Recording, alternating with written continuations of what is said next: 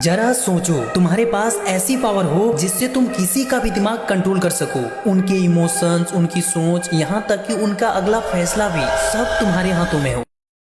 और ये कोई जादू नहीं है, ये है डार्क साइकोलॉजी, एक ऐसा गेम जिसे दुनिया के बड़े मैनिपुलेटर्स यूज करते हैं लोगों को कंट्रोल करने के लिए, उन्हें बिना पता चले। और आज तुम इसी डार्क साइकोलॉजी के 5 सबसे खतरनाक टेक्निक सीखने वाले हो, जो तुम्हें एक ऑर्डिनरी इंसान से एक मास्टर इन्फ्लुएंसर बना देंगे। पर एक वार्निंग है, ये सिर्फ एजुकेशनल पर्पज के लिए है, इसलिए इसका गलत इस्तेमाल मत करना, क्योंकि इस वीडियो को देखने के बाद तुम दुनिया को वैसे नहीं देखोगे जैसे अभी देखते हो। तो अगर तुम रेडी हो तो चलो शुरू करते हैं the dark game of mind. Number 1, reaction glitch. Human mind एक सिंपल रूल फॉलो करता है, वो वही करेगा जो उसे करने से मना किया जाए। सीधी भाषा में, जब किसी को किसी चीज से रोका जाता है तो उसके अंदर एक बगावत वाली फीलिंग आ जाती है कि अब तो यही करना है। ये ह्यूमन माइंड का एक नेचुरल डिफेंस मैकेनिज्म है जो फ्रीडम या चॉइस छीने जाने पर एक्टिवेट हो जाता है। सोचो, अगर मैं तुम्हें बोलूं कि पीछे मुड़कर मत देखना, तो तुम्हारा मन सबसे पहले वही करेगा। और इसी कंसेप्ट को साइकोलॉजी में रिएक्टेशन ग्लिच कहते हैं। इस माइंड ग्लिच को तुम अपने फेवर में स्मार्टली यूज करो। फॉर एग्जाम्पल, सीधा मना मत करो, बस कैजुअली कह दो, भाई ये मुश्किल है, मुझे नहीं लगता तुम ये कर पाओगे। बस सामने वाले की ईगो में आग लग जाएगी और वो प्रूव करने में लग जाएगा, और वो वही करेगा जो तुम चाहते हो। अगर तुमने इसे सही टाइम सही टोन में यूज किया तो तुम किसी के भी डिसीजन अपने हिसाब से घुमा सकते हो, बिना जोर जबरदस्ती के।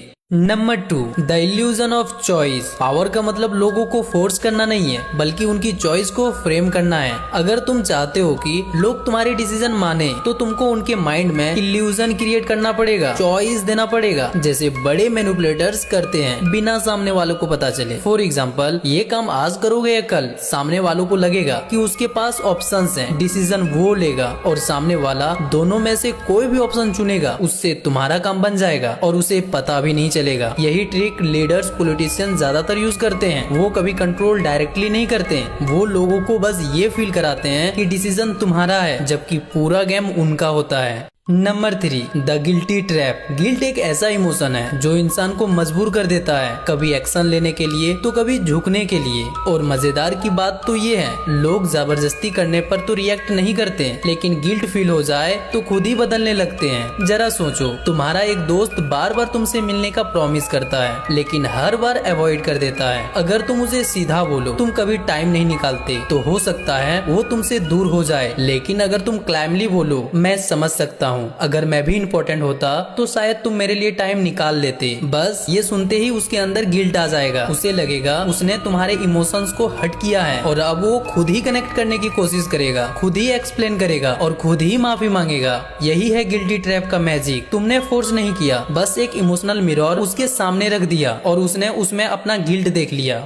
Number 4, the emotional hijack. लोग ज्यादातर डिसीजन लॉजिक से नहीं, इमोशन से लेते हैं, और जिसने किसी के इमोशंस पर कब्जा कर लिया, उसने उसके दिमाग का रिमोट कंट्रोल अपने हाथों में ले लिया। इसे कहते हैं इमोशनल हाईजैक। एक ऐसा मोमेंट जब इंसान लॉजिक भूलकर सिर्फ फीलिंग के बेस पर फैसला लेता है। जब लोग इमोशनल होते हैं तो उस मोमेंट में वो ऐसा डिसीजन ले लेते हैं जिसका रिग्रेट उसे बाद में करना पड़ता है, लेकिन तब तक गेम पूरा खत्म हो चुका होता है। एग्जाम्पल सुनो, कभी किसी दोस्त ने तुम्हें अचानक गिफ्ट दे दिया, तो उस मोमेंट पर तुमने उसके लिए कुछ भी करने का मन बना लिया, लेकिन बाद में तुम्हें ऐसा फील होता है कि शायद जरूरत से ज्यादा कर दिया। इसीलिए अगर किसी का दिमाग कंट्रोल करना है तो उससे पहले उसके इमोशंस को कंट्रोल करो, क्योंकि लोग ये याद नहीं रखते कि किसने उसे क्या लॉजिक दिया, बल्कि वो ये याद रखते हैं कि किसने उसे कैसा फील कराया। Number 5, the power of silence. Silence is power. ये लाइन तुमने शायद पहले भी सुनी होगी, लेकिन इसका असर तब समझ आता है जब खुद तुम इसे फील करते हो। जरा सोचो, तुमसे कोई बड़ी गलती हो गई, माँ गुस्से में चिल्ला रही है, तुम्हें लगातार डांटे जा रही है, तुम टेंशन में हो लेकिन खुद को संभाल लेते हो, पर जैसे ही पापा के पास पहुँचते हो वो कुछ नहीं बोलते, सिर्फ एक तीखी नजर, और तुम्हारे पसीने छूट जाते हैं। तुम घबराने लगते हो, क्योंकि वो साइलेंस माँ के गुस्से से भी ज्यादा डेंजरियस लगता है। जब सामने वाला कुछ नहीं बोलता, तब तुम्हारे अंदर खुद ही हजार चीजें सोचने लगता है, और यही सोच तुम्हें अंदर से हिला देती है। लोग समझते हैं जो ज्यादा बोलता है वो स्ट्रॉन्ग है, पर असली पावर पावर उसके अंदर है, जो कुछ नहीं बोलता, सिर्फ ऑब्जर्व करता है और जरूरत हो तभी बोलता है। साइलेंस सामने वाले के अंदर डिस्कम्फर्ट, गिल्ट और कभी कभी डर भी पैदा करा देता है। जैसे